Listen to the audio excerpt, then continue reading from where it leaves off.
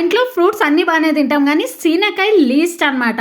ఎందుకంటే దీన్ని ఒలిచేయడం ప్రాసెస్ ఎక్కువ, తర్వాత జ్యూస్ తీయడం కూడా ఎక్కువ కదా. అండ్ అని ఇది 4-5 ఏళ్ళ కింద ప్రోడక్ట్ అనమాట జ్యూస్ దీనికి. అండ్ ఎట్లా తీయాలో చెప్తా. అండ్ దీన్ని ఇట్లా మంచిగా లోపల వరకు అనేసి ఫిట్ చేస్తే ఇంకా ఒత్తడమే అనమాట. వస్తే ఇట్లా మంచిగా జ్యూస్ వస్తుంది. అప్పుడప్పుడు తిప్పుతా ఒత్తుతా ఉండాలి అంతే, జ్యూస్ అయితే బయటకు వస్తుంది. నేను తప్పించి ఈ ప్రోడక్ట్ ఎవ్వరికి యూజ్ఫుల్ కాలే మా ఇంట్లో. మా అమ్మ 2 సార్లు ట్రై చేసింది కానీ జ్యూస్ దీనికి రాలే. మనమే ఎక్స్పర్ట్ అనమాట దీంట్లో, ఎందుకంటే మన ప్రోడక్ట్లు మనం తప్పించి మా ఇంట్లో ఎవరు యూజ్ చేయరు. అట్లాంటివి తెచ్చుకుంటా. ఇది ఒక బస్లో ప్రమోట్ చేసుకుంటా అండి అనమాట. ఇట్లా మేడం అంత ఈజీ అని చెప్తే 50 రూపాయలకి 2 అనమాట. మా అమ్మ తెచ్చినప్పుడు తిట్టింది చూడు, అస్సలు ఏంది ఇట్లాంటివన్నీ తీసుకుంటా. నా ప్రోడక్ట్లన్నీ ఇట్లానే క్రియేటివిటీగా ఉంటాయి కానీ మా ఇంట్లో వాళ్ళకి అర్థం కాదు. అది ఏం చేద్దాం చెప్పండి. అందుకే వాళ్ళు దీని మాదిరిగా సీకాయని ఇట్లా కోసుకొని ఉప్పు కారం వేసుకొని ఎప్పుడు తింటా అంటారు. అంతే, జస్ట్ నాలాగా జ్యూస్ వేసుకొని తాగరు.